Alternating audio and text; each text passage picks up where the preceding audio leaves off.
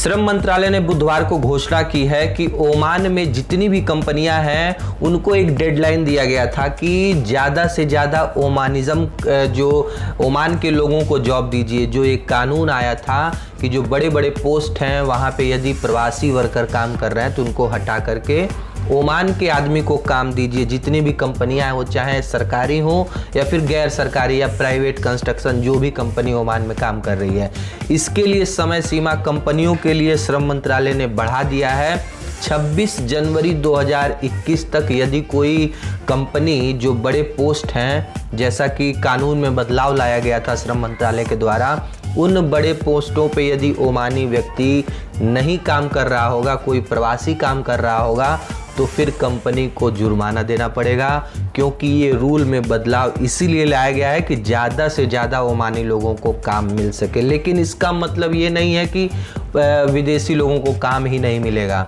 श्रम मंत्रालय ने अपने घोषणा में बताया है कि जो गैर ओमानी वर्कर हैं उनके वेतन के संशोधन का भी कानून आया है। इसके अनुसार उनको वेतन मिलना चाहिए। साथ में एक कंपनी से दूसरे कंपनी में यदि कोई ट्रांसफ़र कोई कंपनी लेना चाहती है जो वर्कर्स को, प्रवासी वर्कर को, तो आराम से ले सकती है। इसके नियमों में भी छूट दी गई है कंपनियों के लिए। ओमान में सबसे ज़्यादा कोई प्रॉब्लम इस समय ओमान की जो पुलिस या कस्टम जूझ रही है, तो सबसे बड़ी प्रॉब्लम दो ही है फ्रेंड्स। सबसे पहला प्रॉब्लम यह है कि ओमान में तस्करी रुक नहीं रही, और दूसरा जो अवैध घुसपैठिए हैं वो लगातार कोशिश कर रहे हैं कि कैसे भाई हम ओमान में घुस जाएं बिना किसी पेपर, बिना किसी के नज़र में आए हुए। और इसी के तहत ओमान कस्टम ने एक बयान जारी किया है कि जो हमें रुसे औद्योगिक क्षेत्र में एक ट्रेलर को हमने जब्त कर लिया। जी हाँ, जो ट्रक, जो बड़ा वाला ट्रेलर होता है, उसमें लगभग 1900 से ज़्यादा जो बंडल हैं सिगरेट के बरामद हुए हैं।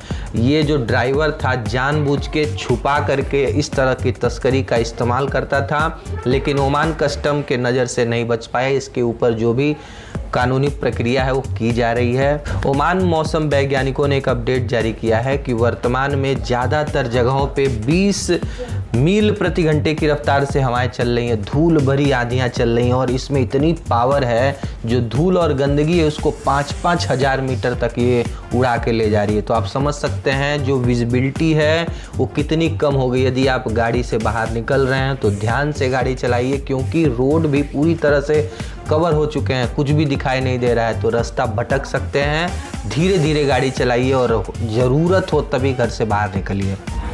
रॉयल ओमान पुलिस ने एक अपडेट जारी किया है कि शुक्रवार को मस्कट से एक बच्ची, छोटी बच्ची लापता हो गई, अपने परिवार से बिछड़ गई, और जिसकी जो रिपोर्ट हमें मिली थी गुमशुदगी की, हमने इसको जब सर्च अभियान चलाया है तो अल बुरैमी गवर्नमेंट में ये बच्ची मिली है। इसकी हालत पूरी तरह से ठीक है, स्वस्थ है, और सकुशल इसको बच्ची के परिवार वालों को पुलिस ने सौंप दिया है। फ्रेंड्स, वीडियो कैसा लगा है लाइक करके ज़रूर बताएं, और चैनल पे नए हैं तो प्लीज़ सब्सक्राइब कर दीजिए, ताकि ओमान से जो खबर है एवरी डे आपको मिलती रहती है इसी चैनल पे।